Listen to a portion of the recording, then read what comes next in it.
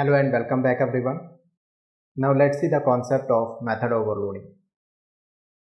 So as I already told you, method overloading के बारे में मैंने बताया था कि इस सेम नेम अगर आप वेरियस मेथड से डिक्लेयर करते हैं means multiple methods having same name, then उस केस में मेथड ओवरलोडिंग का कॉन्सेप्ट जो है इंट्रोड्यूस होता है.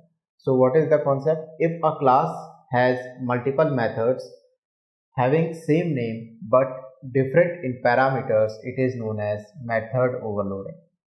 So किसी भी क्लास में अगर आप मल्टीपल मेथड्स डिक्लेयर करते हैं और उन मल्टीपल मेथड्स का नेम जो है सेम होता है तो उस केस में उसको बोलेंगे मेथड ओवरलोडिंग, बट उनके पैरामीटर्स जो हैं वो डिफरेंट होने चाहिए. So what is the rule of using of method overloading? First let's see the why we introduce the method overloading concept in Java. Let's say अगर आपको एडिशन परफॉर्म करना है, ठीक है, तो अगर आप एडिशन 2 नंबर पे परफॉर्म करते हैं, 3 नंबर पे परफॉर्म करते हैं, 4 नंबर पे परफॉर्म करते हैं, तो ये डिफरेंट पैरामीटर्स हो गए, लेकिन एट द एंड आप एडिशन परफॉर्म कर रहे हैं. तो इस एडिशन को आप डिफरेंट नेम से कॉल करेंगे तो उससे क्या होगा, प्रोग्राम की रीडेबिलिटी जो है वो खराब होगी, मीन्स वो प्रोग्राम रीडेबल नहीं होगा ज़्यादा.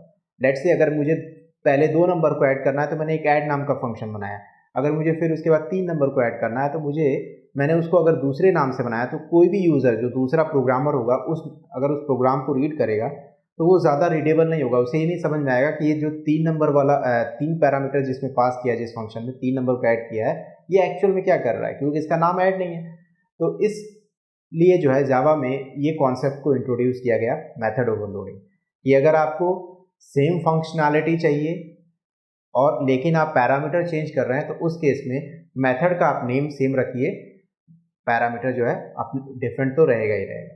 सो ये पर्टिकुलर जो है रीज़न है जावा प्रोग्राम में मेथड ओवरलोडिंग को यूज़ करने. Now let's see the rules. So rules for overloading, किसी भी मेथड ओवरलोडिंग को यूज़ करने के लिए सबसे इंपॉर्टेंट रूल है, overloaded methods must differ in arguments list. So उसके आर्ग्यूमेंट्स में, उसके पैरामीटर्स लिस्ट में जो है आपको डिफरेंस शो करना होगा. What is the difference? या तो उसका नंबर ऑफ आर्ग्यूमेंट्स डिफरेंस हो सकता है, मींस आपने एक ऐड फंक्शन में लेट्स से 2 ऐड फंक्शन बनाया, 2 add function, 2 main method create किए ऐड के लिए. फर्स्ट वाले मेथड में जो है आपने 2 पैरामीटर पास किया और सेकेंड वाले में आपने 3 पैरामीटर पास किया, तो ये हो गया नंबर ऑफ आर्ग्यूमेंट्स. देन या फिर अगर आप नंबर ऑफ आर्ग्यूमेंट्स को डिफरेंस नहीं सेम रख रहे हैं तो उस केस में उसके डेटा टाइप को जो है डिफर करिए, ठीक है. जैसे फॉर एग्जांपल 2 नंबर को ऐड कर रहे हैं तो एक इंटीजर एक फ्लोट, एंड देन दूसरे मेथड में एक इंटीजर दूसरा भी इंटीजर, तो इस तरह से डेटा टाइप डिफरेंट रखेंगे तो भी वो कॉन्सेप्ट अलाउएबल होगा. या फिर sequence of data type of arguments, ठीक है. अगर आप ये दोनों चीज़ें नहीं करना चाहते तो लास्ट आपको मैंडेटरी करना होगा, डेटा टाइप के सीक्वेंस को चेंज करना होगा. जैसे फॉर एग्जांपल आपने ऐड 2 मेथड ऐड के बनाए एडिशन के लिए, तो फर्स्ट में आपने इंटीजर एंड फ्लोट रखा पैरामीटर, सेकंड में आप उसके सीक्वेंस को चेंज कर दीजिए, फ्लोट और इंटीजर रखिए, तो वो भी अलाउएबल होगा. Okay, so let's see the method signature. Method signature के जरिए जो है हम किसी भी मेथड ओवरलोडिंग कॉन्सेप्ट को यूज़ करते हैं. तो फर्स्ट हम देखते हैं मेथड सिग्नेचर क्या होता है, उसके बाद उसका यूसेज देखेंगे. सो method signature, method overloading concept को अगर आपको प्रैक्टिकली इंप्लीमेंट करना है तो उसके लिए आपको मेथड सिग्नेचर कॉन्सेप्ट जो है समझना होगा. मेथड सिग्नेचर का मतलब है कि मेथड में हम मेनली 3 थिंग्स को यूज़ करते हैं. एक तो फर्स्ट उसका रिटर्न टाइप, देन मेथड का नेम, एंड ब्रैकेट में हम मेथड के पैरामीटर्स को पास करते हैं, उसके आर्गुमेंट्स को पास करते हैं, ठीक है. तो पैरामीटर्स से बढ़िया रहेगा हम आर्गुमेंट्स लिखें यहाँ पे, argument 1, argument 2 and so on. Okay, so इसको जो है मेथड सिग्नेचर बोलते हैं.